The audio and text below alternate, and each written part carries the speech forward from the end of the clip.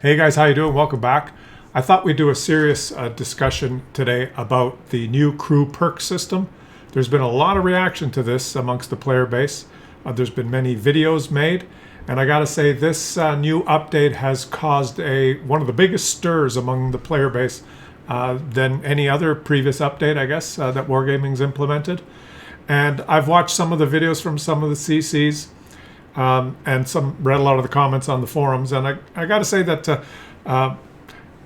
overwhelmingly the reaction is negative, but at the same time, in a rush to pump out content, a lot of the stuff that I watched is just not true or exaggerated. So why don't we just go through this? And what do I mean by not true or exaggerated? I just watched a portion of Quickie Baby's video. I had to stop. This is the latest article that Wargaming has put out, the new crew perk system briefing, and he zeroed in on this paragraph here where it talks about changing your crew perks, and one of the sentences: from the release of update 1.201 until the end of 2023, the promotion allows you to reset crew perks for free for 30 days. And he immediately jumped into a huge diatribe of if you have 400 crews and there's four members per crew, and it takes you 1.5 minutes to change each crew, it's going to take you 1,000 hours or 40 hours. And you have to do this within 30 days, otherwise, and it's just inflammatory rhetoric, because if you just read the next sentence, it says when you log into the game for the first time after the update, you'll have 1 month to experiment with crew perks without any penalties. So this 30-day period is just there to allow you to, say, play your light tank and try different crew perks and mix and match them without any penalty. If you read the next little paragraph that's highlighted in green here, you will receive the free crew perk reset from the release of update 1.201 until the end of the year. The 30-day period starts immediately after the first login following the update. So you have 30 days to play around with it, but you have till the rest of the year to reset your perks. And you're probably wondering, what are you talking about? In a rush to pump out content, I think the message is just getting filled with inflammatory rhetoric. Okay, guys? Let's just go through it, okay? If you're interested, watch this video and we'll go through it. This is the latest article that Wargaming has put out, the new crew perk system briefing, okay? Thank you to everyone who already participated in the common test and shared their feedback. The new crew perk system is a significant update that will affect everyone, and we intend to make the transition to the new system as comfortable as possible. We believe the old system needed an update to provide more value for everyone. The new system aims for, number one, competitiveness of every perk, moving away from the current situation where all players choose the same perks. And they want to create an environment where diverse and thoughtful decision making is encouraged. Okay. And it is true, we pretty much choose the same perks. There's some perks that are useless and some must-have perks, right? You call them skills and perks. Number two, solidifying the perk system. The same easily understandable rules apply to every player and crew, supported by game interfaces. Okay, well, whatever, that's a nonsense, meaningless statement. Fair perk distribution. A roughly equal number of perks should be available for all qualifications, and the mechanics should work smoothly and fairly. Okay, we're going to get into the details here, guys, but we're going to go through all of it. Easy implementation of future improvements. Okay, so they're thinking ahead to establish a foundation that easily allows the implementation of future improvements, such as removal of 50% and 75% trained crew members. Okay, allowing a single crew to operate multiple vehicles, implementing mechanics to transfer unused crew experience from one crew to another. You could already start seeing here something that could be on the horizon, creating a super crew that you use in multiple vehicles. That's coming, all right? Monetization was never part of these goals. We recognize that adjusting these changes may not be simple, so we are introducing a special promotion. And this is what Quickie Baby got all in a huff about, but didn't read it correctly. To help you get comfortable with the new system, experiment with different configurations and settle on your preferred setup, From the release date until the end of 2023, this promotion allows you to reset crew perks free for 30 days. 30 days from when you log in. You have 30 days to reset over and over. They did this in World of Warships too, right? When they changed the commander system. So you have 30 days to just keep changing them for free until you find something that works for you for your favorite tanks. When you log into the game for the first time after the update, you'll have 1 month to experiment with the crew without penalties. Additionally, we will give you 12 retraining orders to all players. You will receive a free crew perk reset for each crew from the release date until the end of the year. The 30-day period starts immediately after the first login. Okay? They didn't word it very well, so I could see where some people could get confused. All right, so several concerns were already raised during the common test server, and we'd like to address them directly. If all perks in the new system are useful, doesn't it force all players to get them all? Well, of course, if you got them all, you'll have the best crew. We've added more perks to the game and balanced them against each other to ensure their value depends on your play style and vehicles. However, we have not changed the experience progression system, meaning it just takes so much experience when you get, 4th, 5th, 6th, 7th skill. It takes years. As we are sure that having the ability to learn all the perks shouldn't be reachable, so they don't want you to be able to get all of them. We have also believed that it's important to have a sense of progression and to learn the perks gradually. Additionally, we found that after the 5th or 6th perk, the resources required to progress outweigh the benefits gained. With more perks available now, players must decide which perks to choose and what final setup should be. While final perks can influence battles, it's more important to remember the factors such as map, knowledge, skills, and tactical blah, blah, blah, blah, blah, and blah, blah, blah, blah, blah, blah. It is important for us to preserve the basics of crew training while encouraging players to think more deeply about their choices. Why is the number of available crew perks not limited? And I thought it was to 6, but let's just read this. Developing a few favorite crews is an important part of this and future changes. We have already announced that you will be able to train one crew for multiple vehicles. Also, we will let you transfer experience from unused tankers to crews you are using, and we don't want to limit this system, so I guess it's not maxed out at 6. We conducted experiments with perk limits in Crew 2.0 on Sandbox, and these changes, among others, received negative feedback, which dissuaded us from implementing them in the game. As a result, we have focused on a more consistent approach to improving the current system. So it looks like this idea of getting a super crew is true. And let me just say, we're going to go through the individual crew perks in a minute here, but this game has always been unbalanced. Okay, it's unbalanced now. It's always been unbalanced.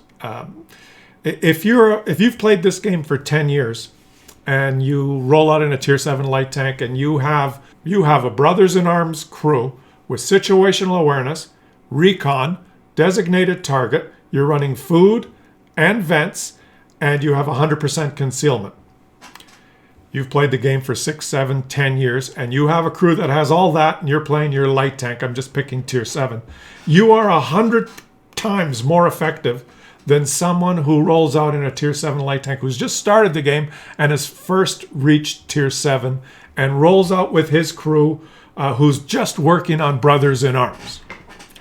He doesn't have a chance versus you. So the game is already completely unbalanced. We already know this, okay? The game is completely, totally skewed to for the veteran player being able to shit on the beginner. That is already World of Tanks. When we go through the perks and the skills, you'll see that range, and I guess that's the reason for the massive pushback on this patch, is that extreme is going to get even bigger, like way bigger with the changes. And we'll go through them in a second here. So that's the crux of it. Wargaming is not doing anything new. The game has always been like this. We're just comfortable now that the game is so unbalanced. If you're a 10-year player that's in a clan platoon with your clan mates, shitting on all the beginners. You're perfectly comfortable doing it now with the game completely unbalanced. It's just going to get more unbalanced. As the game gets more and more and more unbalanced, and everything that Wargaming implements in this game makes it more unbalanced. The faster tanks, the rocket boosters, the higher alpha, the wheeled vehicles. Everything's bigger, stronger, faster. The field modifications, everything that they add in this game makes it more unbalanced because you have to put in the time to get the new stuff. The veteran player always has a massive advantage over the beginner. And what that does, one of the natural results of that is unbalanced battles. Because if the matchmaker does not evenly distribute that experience and those perks and skills, you get shorter and shorter blowout games. And this new patch, when we go through the new perk system and some of the new perks, you'll see that the unbalance can get so much bigger now that we're going to start having 2-3 minute games as normal. 2-15, 15-1, 0-15. The game is becoming not competitive game to game. It's simply a roll the dice. Which team gets stacked with the players with the better equipment and better tanks and better crew skills? Which leads to this one here is exactly what we're talking about. Does the crew perk system potentially create imbalanced or overpowered crews? And Wargaming's reply is, to avoid imbalances, we invested effort into simulating various scenarios, including applying the maximum possible bonus to specific performance characteristics and considering all consumables, perks, equipment, and more. We also conducted practical tests, and the next word says it all. Nonetheless, we will closely monitor the situation after release to quickly address any imbalances if they arise. Of course it's going to be unbalanced, right? Of course it's going to be unbalanced, but the way Wargaming views things is so dumb because you can look at any statistics, any bunch of statistics, and come to any conclusion you want. And I guarantee that after implementing all this, and you play 1 million games on the test server, you can look at the results of those 1 million games. It goes, 50% of time you win and 50% of time you lose is balanced. And that is such a stupid way of looking at it. They could say, T-57 Heavy has 50.2% win rate. Object 140 has a 50.3% win rate. Grillet has 49.9% win rate. It's balanced. And it's a balanced shit show is what it's going to be. Yes, you will win and you will lose, but you will win 15-1 and then you will lose 1-15. It's balanced shit. It doesn't matter if you look at the statistics and say, it's working out. The win rates haven't changed. The amount of damage per tank hasn't changed. Nothing skewed. There's no overpowered maps. One tank isn't broken. As a whole, the statistics may look okay, but individual games will become a shit show. And that's what we're seeing now. Faster and faster blowouts. But let's go through the skills in detail here, and then you guys make up your own opinion. Let's move to their first article where they released the new reworked crew perk system. All right. So this is the initial article where they first announced the reworked crew perk system, and this is why I thought that each crew member's perks would be limited, because they say right here there will be 33 perks in total, and each crew member will have 6 perks available. 6 perks available as a maximum, meaning you can't get them all, meaning we wouldn't have these super crews. But in the recent article, they said, well, they don't want to limit them because of feedback from the community. So there's people giving feedback saying they don't agree with the 6 perk available limit. And at the same time, there's people giving feedback saying, well, this is going to create super crews. So you can't have it both ways. And I'm not really sure where we're going to fall here. Whether they're going to limit it to 6 perks available or not. Because remember, this is the test server, and we don't know what the answer is yet. Okay, so these are the actual perks, and we're on Commander here. New perks have a white bar beside them, and reworked perks, they reworked almost all of them, will have an orange bar. And in every case, the perks are better, stronger, faster than they were before. And this is why we're going to have more dynamic range from best to worst, okay? Like, for example, we'll just take Mentor. It has an orange bar on there. It increases the XP earned by all crew members by 15%. That's the reworked perk. What was it previously? I'll flash it on the screen there. It says, for every 1% of the training level of the commander's mentor skill, all crew members except the commander himself receive an amount of 0.1 additional experience at the end of every battle, up to a maximum of 10% when the skill reaches 100%. So they've jumped that from 10% to 15%. And all of these skills that have an orange bar, they've bumped them up. They've bumped up the effect a little bit. The new skill for a commander is this one here, Practicality. It decreases consumable cooldown time by 15%. Is that really... I don't think that's a very... I probably wouldn't choose that one, but that's the new skill for the commander, all right? Practicality. That in itself won't break the game. Let's go to the driver. The driver, you'll notice that controlled impact and preventative maintenance are improved. Preventative maintenance, I think, decreasing the chance of engine fire by 30% now. I think right now, preventative maintenance decreases engine fire chance by 25%. So they've bumped that up. The new perk is Engineer. Increases engine power by 5%, adding 1 kilometer per hour of maximum speed to both forward and reverse. That in itself, again, it's not a biggie, right? Okay, one kilometer forward and backwards. If you had to only choose 6 of these, we'll get back to that in a minute. Gunner, Deadeye perk has improved. Snapshot is improved. Ooh, that's reduces dispersion on turret traverse by 15%. That's a big jump because right now Snapshot levels up to a maximum of 7.5%. Wow, that's doubling the effect of Snapshot. Snapshot becomes very powerful. It doubles the effect from 7.5 to 15.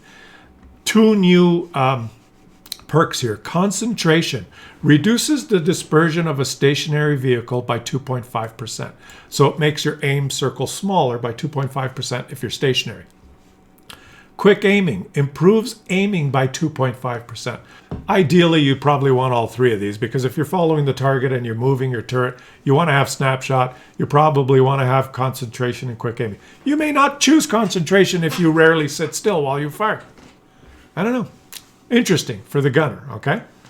Loader gets 3 new... Why does the loader get so much? Okay, Gorilla decreases the penalty to vehicle concealment after shooting by 10%. That's new. So it allows you to hide even though you're shooting. And increases its concealment behind vegetation by 2%. So it decreases the penalty to your concealment after shooting. Good for a sniper. Close combat accelerates gun loading by 2.5% at a distance of 50 meters. So if you're a brawling heavy that likes to muck it up, or a brawling medium, close combat might be a better perk for you. Shell tuning. This is the one where they pretty much admit that they manipulate RNG. And what they're doing here is they're manipulating 2 of the RNG calculations in the game. The first being the minimum damage, right? The damage roll plus or minus 25%. And the second one being armor penetration. There's a penetration roll when you shoot.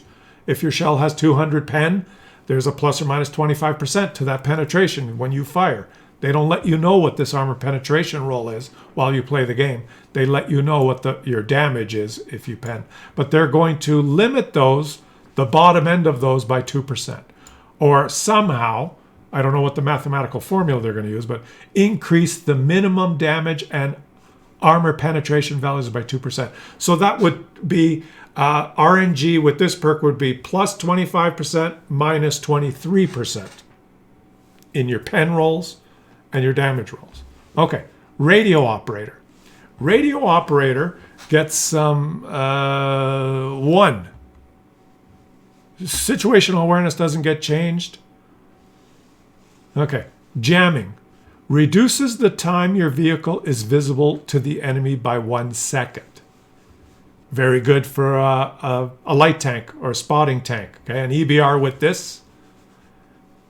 Imagine a light tank setup now. You'd have jamming so that you are detected less. You'll have concealment so you're harder to detect. You will have concealment on your loader. You will have gorilla, which decreases the penalty to your vehicle after you shoot and gives you more concealment behind. You can see how you can pick different perks to suit your vehicle. Now, you go through these, and each one of these new perks, individually, in my opinion, doesn't destroy the game. They're just new perks. And they're just new perks, and it gives you a much more diverse way of setting up your tank. Now, the key is going to be, and I think when Wargaming originally announced this, this is the key sentence here. There will be 33 perks in total, and each crew member will have 6 perks available.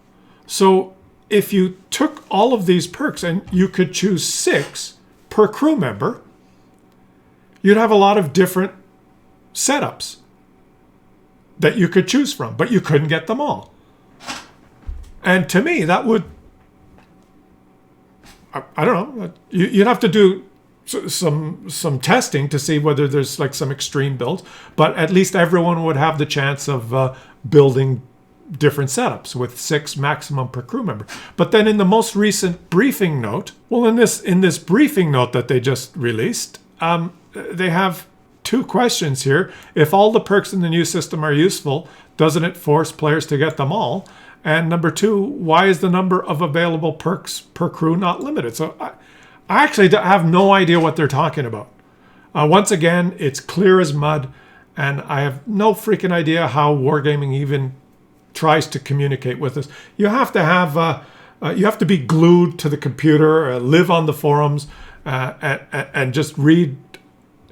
Have a master's degree in deciphering Russian counterintelligence or something. I don't even understand.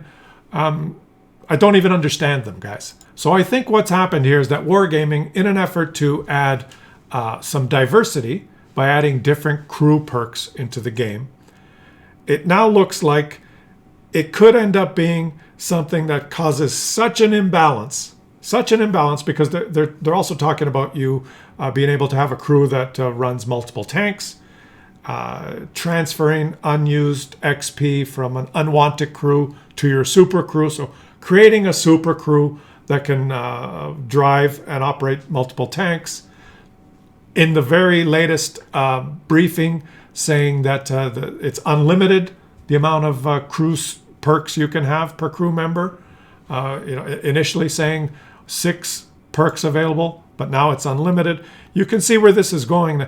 All of the perks have been improved, and there's new ones. So you can imagine a scenario where the players that have the most XP, that have the most existing crews with lots of crew skills, when they get to transfer into this new system, can end up with a crew built with the maximum possible, the best.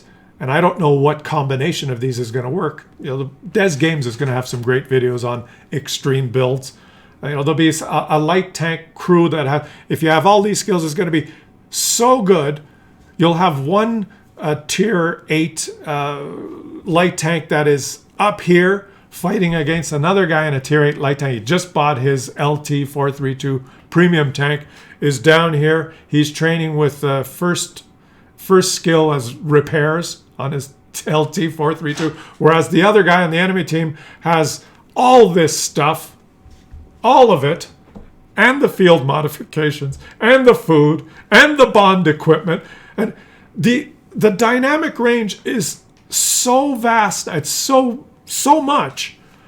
Wargaming, it comes to a point where it's just not fun anymore for anybody. For the beginner, it's not fun because you're simply not competitive. You're going to roll out and just get destroyed. You won't even see the enemies. They'll be shooting you with the gorilla perk, and you'll just evaporate not knowing what's going on. So the new players trying to get into the game are going to have such a hard grind. And is it going to be really fun for the super unicoms that have everything to just roll out and shit all over everyone? I guess maybe they'll like that. It just, the one thing that wargaming does not understand, okay? No inflammatory rhetoric here, guys. I'm just calling it like it is.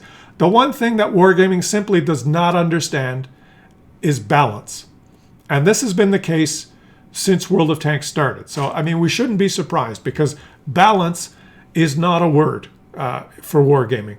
This game has always been who plays more, who grinds more, who buys more, gets more stuff that makes his tank better. And it's never the case. This is what's wrong with the game, in a nutshell. One tiger is not the same as the other tiger. In any game that you play, if your team has a tiger and their team has a tiger, they're not the same.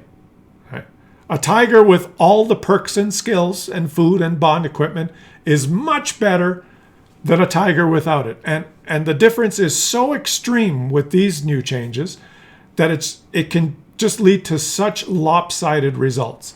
Imagine if you went to Vegas and you were playing Texas Hold'em and you had a pair of aces and the guy across the table had a pair of aces, and his aces are better than yours because he has a gorilla, close combat, and shell tuning. It's not a fair game. What I find ironic now is that it's taken this particular patch to finally unleash the hounds, and everyone is reacting, including those who have played for a long time and know exactly how to take them out on the battlefield.